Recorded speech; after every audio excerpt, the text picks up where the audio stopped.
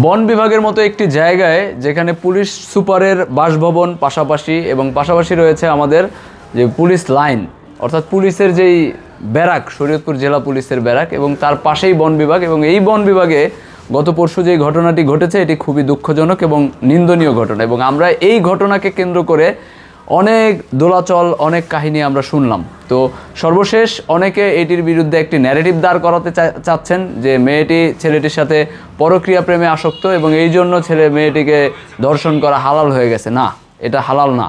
এখানে ছেলে মেয়ের সাথে পরক্রিয়া সম্পর্ক থাকুক অথবা প্রেম থাকুক যেটাই থাকুক, এইটা তো আইনগত কোনো বাধা নাই যে একটা ছেলের সাথে একটা মেয়ের প্রেম থাকতে পারবে না। আইনগত কোনো বাধা আছে? নাই।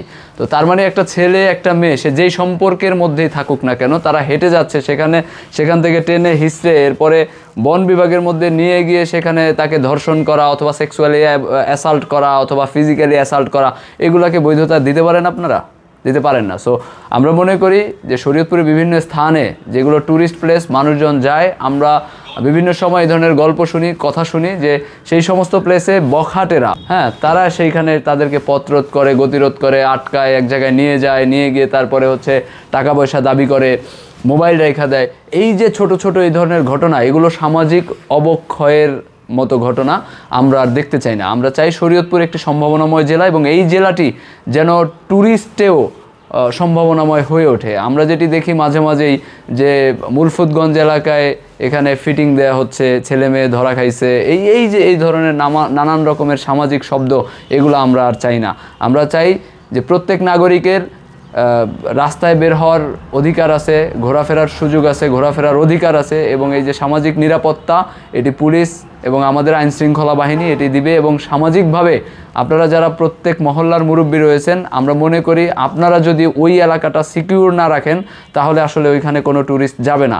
ট্যুরিস্ট যদি না যায় সেক্ষেত্রে ওই যে এলাকার স্থানীয় ব্যবসা বাণিজ্য সেটি কিন্তু আস্তে আস্তে লো হয়ে যাবে। তো যেটি আমরা মনে করি যে বাইপাসের মতো একটি জায়গায়ও মাঝে মাঝে শুনি এই ধরনের ঘটনা বিগত সময় ঘটেছে। তো আমরা ভবিষ্যতে এই ধরনের কোনো ঘটনা আসলে ঘটুক এটা আমরা প্রত্যাশা করি না এবং আমরা চাই যে মুলফুতগঞ্জ এবং আমাদের জাজিরায় যে পদ্মা নদীর পার রয়েছে সেই সমস্ত এলাকায় ছেলেমেয়েরা বিভিন্ন সময় ঘুরতে যায়, যদি তারা বেআইনি কোনো কিছু করে থাকে সেক্ষেত্রে আইনের মাধ্যমে তাদের আইনের আওতায় তারা আসবে। কিন্তু বিষয়টা এমন না যে আপনি স্থানীয় পিপল এই জন্য তাদেরকে হ্যারাসমেন্ট করবেন, তাদের কাছ থেকে টাকা পয়সা দাবি করবেন।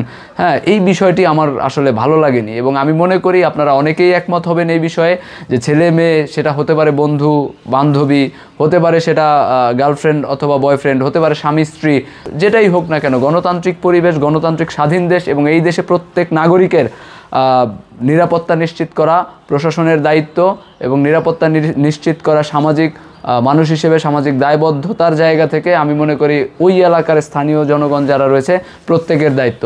তো সেই জায়গা থেকে আমরা মনে করি এই ধরনের ঘটনা যেন এই যে নেশাখোর যারা রয়েছে, এই যে কিশোর গ্যাং যারা রয়েছে, এই যে যারা বখাটে ছেলেপেলে রয়েছে তারা যেন ঘটাতে না পারে। তো সেই দিকে সকলের সুদৃষ্টি কামনা করছি এবং আমরা মনে করি যে ঘটনাটি ঘটেছে বন বিভাগে এটিরও সঠিক বিচার হবে সঠিক তদন্তের মাধ্যমে।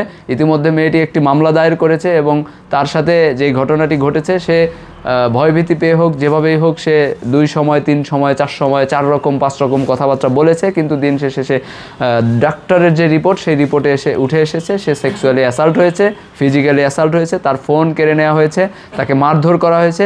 একজন নাগরিকের নিরাপত্তা দিবে রাষ্ট্র, আইন, এবং আমরা মনে করি যে আইন এবং রাষ্ট্র দুই মিলেই এই বিষয়ের সঠিক তদন্তের মাধ্যমে সঠিক বিচার করবে। ধন্যবাদ।